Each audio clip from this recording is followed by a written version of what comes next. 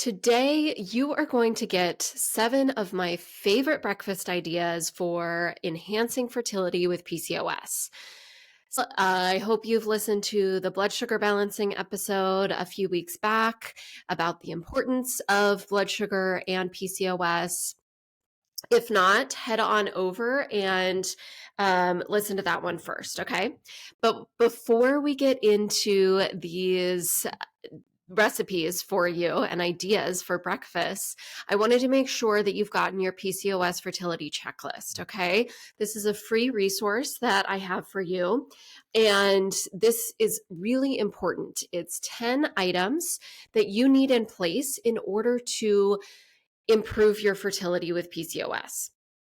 The top 3 items that I list on the checklist are ones that I am tracking with every person who is working with me on fertility. So those top 3 are going to be most important to just have written down. You're tracking on your body so that you know these important signs that are showing you, are you ovulating or not?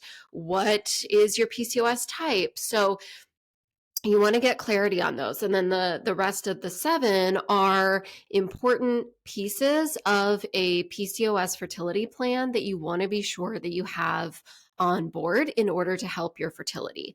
So if you're currently working with a doctor who is just saying, oh, lose weight and everything's going to happen, or, the only thing I can give you is letrozole, and after that, you're going to have to try IVF, then you need this checklist because you're going to see what you're missing out on and what you need to get in place in order to help improve your fertility. Okay.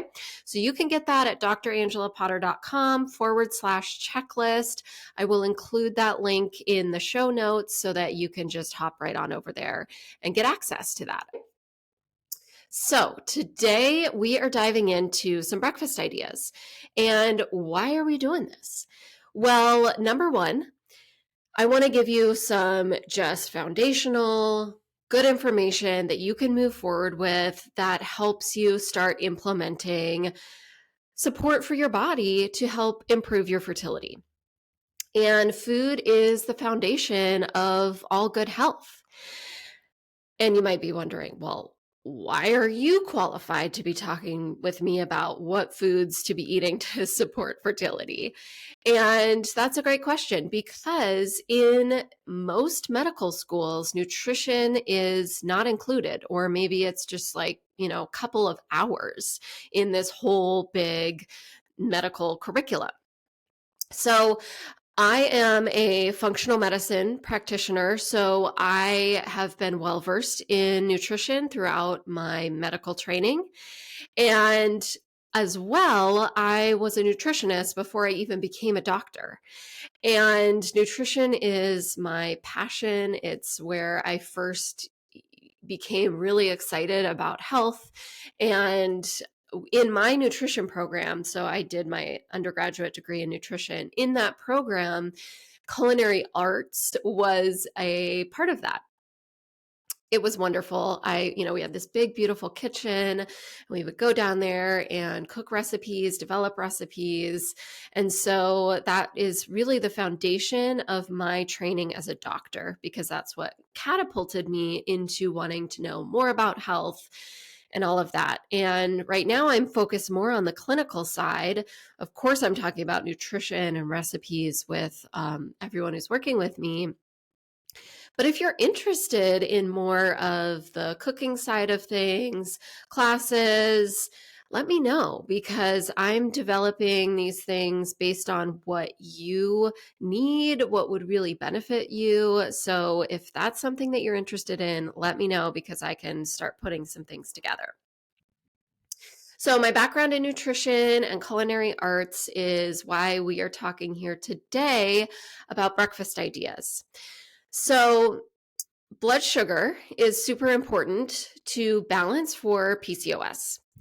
And insulin resistance, which is blood sugar that's been imbalanced for a long period of time and leading to actual insulin issues, could be a pre-diabetes picture. But when that's happening, that insulin is increased, that increases testosterone, which then shuts down ovulation. And so that's super important to get your blood sugar and insulin dialed in when you're wanting to get pregnant with PCOS. Some people with PCOS might have actual insulin resistance. Their, hemoglobin A1C is elevated, things like that. And they know that this is an important part that is their PCOS type that they're focused on, which is why it's super important. For others, perhaps they don't have anything on lab work that's diagnosable, but still, you get headaches, you get shaky, you get hangry, and blurry vision if you've gone too long without eating. And that's another important sign that blood sugar needs to be dialed in order to help improve your fertility. Because blood sugar is so important, that's really the focus of a beneficial fertility food plan for PCOS. Intermittent fasting is really popular right now. There is benefits to it to support your mitochondria, which can help improve egg quality. But for so many people, and particularly for those of us who already struggle with blood sugar rising and falling too high and too low, that intermittent fasting really does mess with the blood sugar even more. And so I don't recommend that kind of a fertility food plan. It's more about focusing on the blood sugar. These recipes and these breakfast ideas I'm going to give you are focused exactly on that, so that you're eating something in the morning that helps increase your blood sugar levels, because you most likely have not eaten since the night before. And so you have gone a good, 10, 12, 15 hours without eating. And so getting your body set up to have a good day forward of balanced blood sugar, because when you eat in the morning, that's setting you up for your whole day forward. If you are eating something really sugary in the morning, that's contributing to that blood sugar just spiking, insulin spiking. It's hard throughout the rest of the day to kind of swing back from that, to get your body back into balance. You need more food, you need more concentration on protein and sometimes even sugar to come back from a blood sugar crash. And so you want to be setting yourself up in the morning. Talking about blood sugar is also really important, because so much in the fertility world and PCOS, we are just inundated with signs of you got to lose weight. Like maybe your doctor has even told you, well, just lose weight and it'll take care of itself. Or, you're obese and the only way to treat your PCOS is to eat 500 calories a day. Even outside of the fertility world, we just get crushed with all of these images and weight loss ads and all the things. And so when you're trying to get pregnant and that's the kind of messaging that you're getting, and so then you're focused on calorie counting, eating low amounts of calories and low fat items, things like that, that just sets you up for honestly not a successful food plan, because that increases stress, that increases food cravings. And so maybe you can eat that way for one day and then, you can't do it. So the next day you're just eating so much and then have all those guilty feelings and all of that. So really focusing on this blood sugar balancing, on nourishment and supporting your body for fertility is what I am going to share with you, and why I want to give you these tips so that you can move forward with something that is delicious and supportive for you, not only enhancing your fertility, but also helping your mood throughout the day, helping sleep at night, because blood sugar crashes are one of the number one causes of insomnia. And, backing up to mood, right? That imbalanced blood sugar levels impact our mood. And so when you're your blood sugar has crashed, that can lead to irritability and anger and things that can be managed with blood sugar. And to help, your skin and your hair and all of these other aspects of your health, just for you to help feel better as you're improving your fertility. So, with that, let's dive into these 7 breakfast tips for you. So, again, we are focused on blood sugar balancing. In the world of food, that means having a good amount of protein, whole grains, veggies, nutrient dense veggies, healthy fats. Those are really the 4 things to have on hand in order to set you up for any meal for balanced blood sugar. How do you do that at breakfast? Well, here are some tips. Okay, number 1 would be boiled eggs, poached eggs with avocado toast. Eggs are wonderful for fertility, particularly the yolks, okay? Yes, the yolks are where the calories are, but that's also where the nutrients are. That the whites hold the protein, which are great, but you want that combined with the nutrients, the carotenoids, the protein, the protein's in the white, those nutrients in the yolk. The yolk contains all the necessary nutrients in order to create a baby chick. Now, of course, the egg you're eating has not been fertilized and is not creating a baby chick, but it holds all those nutrients capable of. And so then you eating these really yummy, delicious eggs helps provide your body with fertility nutrients. So doing a quick poached egg in water and then having that with a side of toast, whole wheat toast, sourdough toast if you're having some digestive issues or if you want to be supporting gut health as well, with some avocado, which is a good healthy fat. All right, next one is oatmeal with, so oatmeal is a really wonderful whole grain, right? Oatmeal by itself, even though it is a whole grain, if you just had a plain bowl of oatmeal, oftentimes first thing in the morning, that's going to lead to a blood sugar rise and crash that you just don't want. But there's an easy way to switch that up, a yummy way to switch that up. And so when I am having oatmeal and I want to be sure that it's helping balance my blood sugar, then I'm adding some things into it, like a nut butter.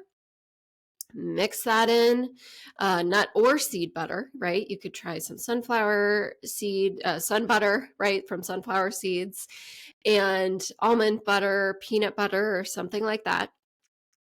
Add in a spoonful of yogurt, and that's good for protein, and that is good to support your gut health, right? Populate your gut with all of that beneficial bacteria, as long as you are choosing a yogurt that has been fermented. Some yogurts are fermented into the yogurt, and then they are like pasteurized at that point, or the bacteria isn't there anymore. So make sure that your yogurt contains good bacteria. So you've got your nut butter in there, a little bit of yogurt, it's some good spices, cinnamon in there, which cinnamon is beneficial to help balance blood sugar. So that is an added bonus. Maybe a little nutmeg, something like that. And those warming spices. Sometimes I'll even add a little bit of chili powder. I mean, just the tiniest pinch, right? But to add that heat. And maybe some raisins in there, and or nuts, right? If you don't want to do nut butter, some crushed up nuts, and mix that all up. So you've got your protein and you've got your whole grain together for just this really lovely, nourishing, warming breakfast to set your day up. All right, idea number three is a frittata. So an egg dish that is usually cooked in a, like a 12-inch pan, and a bunch of eggs in there. And that's a good way to get those veggies. So I like to put, get some onions going and put greens in there. Sometimes I'll saute up some squash and just saute that all together. You could add a meat if you like bacon or sausage, something like that. You can add that in and then pour in some eggs. I do like to make sure that there are greens in there. So spinach, kale, chard, mixed in with the eggs, and then that gets baked. That's something that's really great to cook on, say, a Sunday or even a Monday morning, and then have in the fridge, just cut up in slices throughout the week. So then all you have to do is heat it up. You could eat it with a side of brown rice, a side of oatmeal, a side of whole wheat toast or sourdough toast, and that is just really yummy and delicious. It's a good amount of calories, healthy fats to set you up. Okay. Breakfast idea number 4 is an oatmeal crisp with fruits. And so this is where you basically make some oatmeal and you can add in the spices, a little bit of cinnamon. I like to add in a good amount of either butter or coconut milk for this. You cook up the oatmeal and then you chop up like an apple or a pear. Those go really nicely with these, particularly right now when I'm doing this. It's the fall, so it's apple and pear season. Chop those up. You might put a little maple syrup with those. Layer the chopped fruits in the bottom of a baking dish, and then put the oatmeal on top. And then I do like to pre-cook it. I have tried recipes where the oatmeal is not cooked, more of a breakfast crisp, and the oatmeal stays a little crunchy. So cook up your oatmeal first, put it over the fruits, and then bake it in an oven for, 20 minutes or so. And then you've got this lovely breakfast crisp. Again, something nice. You could make, a big 9x13 pan of that and then have that throughout the week. And it's ready to go just to heat up. I do recommend having a warm breakfast in the morning, particularly when you're trying to get pregnant. I have a whole episode about that, about the importance of warming foods to support your digestion, particularly if you live in an area where it's already cold out. I want to mention something else about oatmeal, and that is, there's a wide variety of types of oats available. So you could get quick oats, you could get rolled oats, which the cooking time is really the difference there. You could get steel cut oats, which again, cooking time take into consideration. Steel cut oats are the longest cooking. But because steel cut oats are the longest, I like those the best because, now hear me out, don't think, well, because you have 2 hours to get breakfast ready in the morning. No. So what we do in my house is the night before we boil water and then add the steel cut oats into the boiling water, let it boil for 30 to 60 seconds, and then put a lid over it and turn the heat off and just leave it there on the stove. The next morning, those oats are cooked, and just add a little bit of water, heat it up, and you've got a nice batch of steel cut oats to add to your peanut butter and yogurt and cinnamon and cayenne, and to make that warm, yummy blood sugar balancing breakfast. All right, so breakfast idea number 5 is egg cups. A lot of these breakfast ideas, I want to be sure that you have ones that are good when you're busy and maybe you don't have any time in the morning, but to just grab something and rush out the door. Of course, granola bars tend to be super easy for that. And so these egg cups are a really good alternative because granola bars tend to be high in sugar.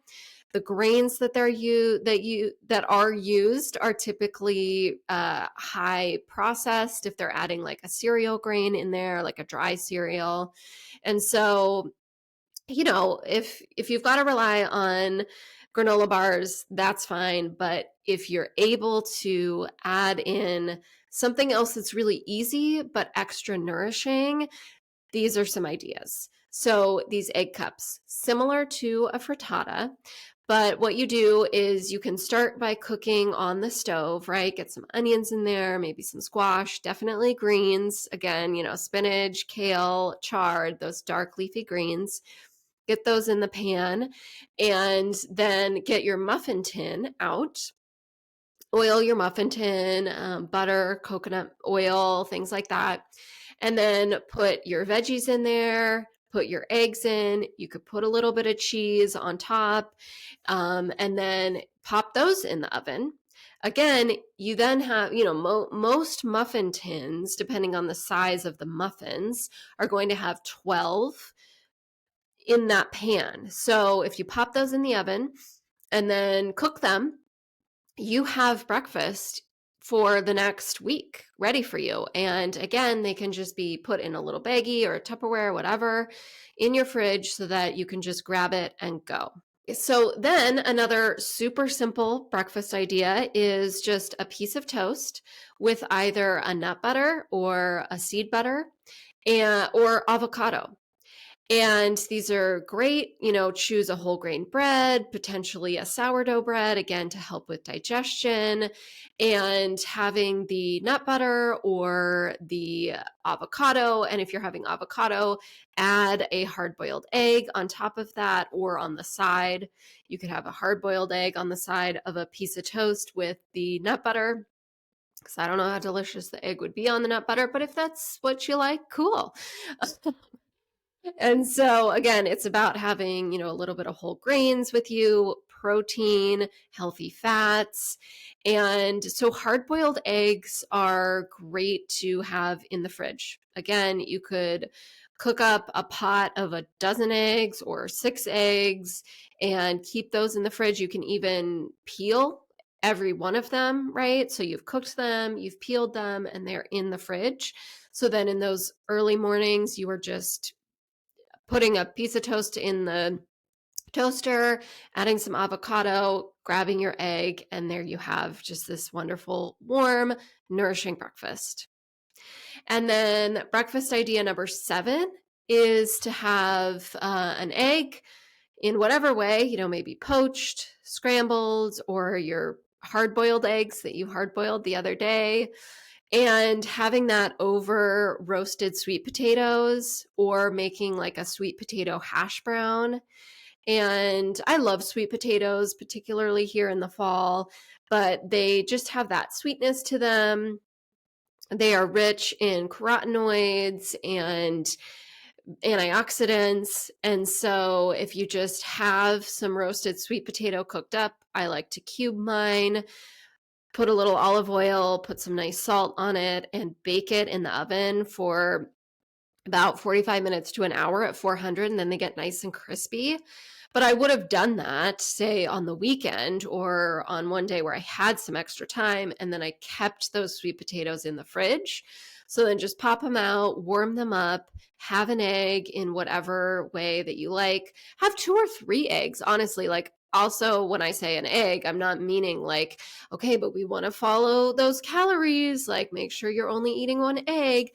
No, like if you find that your blood sugar has dipped really low at night and you really need a bigger breakfast, some of us need bigger breakfasts, then go ahead and have 2 or 3 eggs. And that's just providing your body with more nourishment. So have some eggs cooked up in the way that you like. Scrambled can be really fast and easy, or have them hard boiled or poach an egg and have it with the nourishing, yummy sweet potatoes. Or you can make like a sweet potato hash brown. I did recently see a recipe where you make hash browns in a waffle maker. So I haven't tried that yet, but I love that idea. And when I try it, I will report back to you. So these 7 breakfast ideas are all focused on helping keep your blood sugar balanced first thing in the morning to set you up for a day where your mood is balanced, your energy stays up throughout the day, you're setting yourself up for good sleep at night, and most importantly, you are keeping your blood sugar balanced, set up for a balanced day to help improve your hormone levels, to help improve ovulation for your fertility.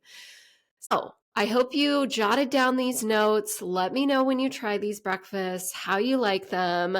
And if there's a favorite breakfast that you have that really sets up your blood sugar and is delicious, let me know. I would love to curate a list of recipes. So, thank you so much for being here this week. You are amazing. If nobody has told you this today, you are an absolute light in this world and you have incredible gifts to share. And I am confident that you can create a life that opens up the best chance that you can have in order to get pregnant. I'll see you next week.